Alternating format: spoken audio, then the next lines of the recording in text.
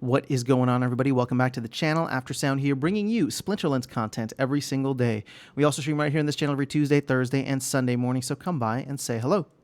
All right, guys, I want to propose a rather radical idea, and I'm not necessarily convinced, although I personally think that it's worth considering. And the reason I'm bringing it up to you guys is because I want to get your opinion and to let me know if I have any blind spots or anything that I'm not considering, which would have a significant impact on this.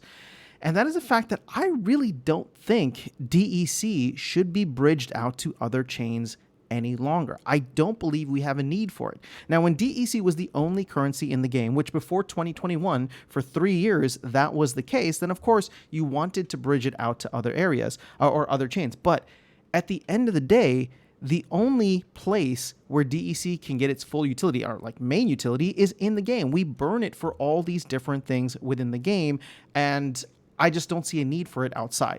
Now, as it stands, the only utility that I can think of outside of Hive, right, the Hive blockchain where the Splinterlands resides on, is the liquidity pools. So you can see there's the DEC BUSD as well as DEC DAI.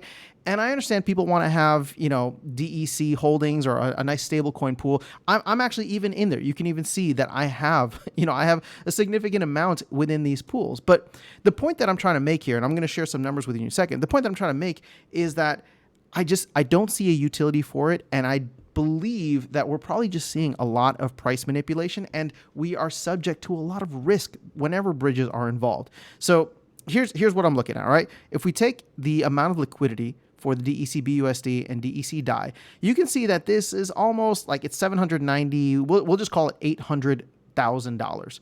So when you think about DEC not being quite at peg yet, we're about 80% of peg. 400,000 of that, so we'll say there's 800,000. So 400,000 is going to be in the pairing stablecoin, right? So BUSD or DAI. The other 400,000 is going to be in DEC, which means we have about 400 to 500 million DEC sitting in these liquidity pools. Now, you take this over and we'll go to the rich list here, and you can see that the bridges for TerraBlock to the Binance Smart Chain or BNB chain, as well as Ethereum, there's 550 million here and then almost another 300 million there, which puts us at, anywhere between 800 to 850 million, right? At the end of the day, I'm thinking, okay, we have 500 million sitting in 500 million sitting in liquidity pools and 300 to 350 million just floating around being used to manipulate the price up and down, people just trading it on other chains. So again, to me, maybe that's not having as big of an impact, although I do believe that, it's much easier for people to trade anonymously on another chain, whereas if you do it on Hive, for example, you're going to be doing it somewhat pseudonymously, right? Because it's tied to an account that you have. And again, you could create an anonymous account, so it can still happen there. But we just know that a lot more volume would tend to be happening on these other chains. Here's the thing. That combined with the fact that there's a lot of risk going back and forth. We've already had a bridge wallet get hacked earlier this year for Splinterlands, and you see it happen all the time across a bunch of different projects. To me, this just represents a risk that is completely unnecessary. So what would be the step forward? Well, I would think that maybe what we could do is turn off the LPs for DEC on either side, which would slow down the SPS dilution, or we could redirect that SPS to go somewhere else and increase the SPS ETH, SPS BNB chains, or SPS and BNB pools, further incentivizing people to add liquidity to hopefully tokens that they want to hold, right? Ethereum or BNB. Again, you can feel however you want about BNB or Ethereum, but I'm just saying that those are, two of the larger L1 projects in the space, two of the largest probably L1 projects in the space. And the reason that I feel so strongly about this now is we all believe we are going to get to a place where DEC is going to become so scarce that it's going to get back to peg and we will have to burn SPS for it.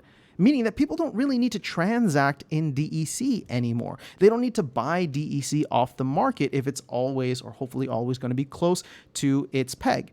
And if that's the case, then they can just buy SPS, bridge that SPS back into the game. And here's the good thing about SPS. SPS is capped. DEC is not. So we can worry a little bit less about all the different exploits that happen, but just keep in mind, DEC can be printed to oblivion. So there's infinite risk there. Whereas SPS, since it is capped, we can just have people trade, right? Either on the Ethereum chain or the BNB chain, where they trade for SPS, bridge that in game, and then burn it for DEC. Or, if let's say DEC is a little bit below its peg, there are ways we have the SPS DEC pool in Hive Engine. That's one of the biggest pools right now. We could add more SPS rewards to it if we take out from the other two pools, and therefore further incentivize liquidity in that. And again, to me, it just reduces unnecessary risk for having DEC bridged. At the end of the day, we don't need 2 tokens bridged out to multiple chains. SPS is the governance token. SPS is hard capped, and SPS is the one that may. I mean, again, that should be what's bridged. DEC at the end of the day has nothing to do. There's no utility for it outside of the game. So as Splinterlands and the Splinterlands ecosystem continues to grow, that utility is only going to stay on Hive, unless, of course, we jump to another blockchain. But that's another conversation altogether. So I'm just putting this idea out there, curious to get your thoughts. And obviously, there would have to be some kind of steps put in place. There would have to be like a significant notice ahead of time. This would probably be like a 2 to 3 month process where we say, bridge your tokens back in if you want to have them, because after this, we're not going to honor DEC on these other chains anymore.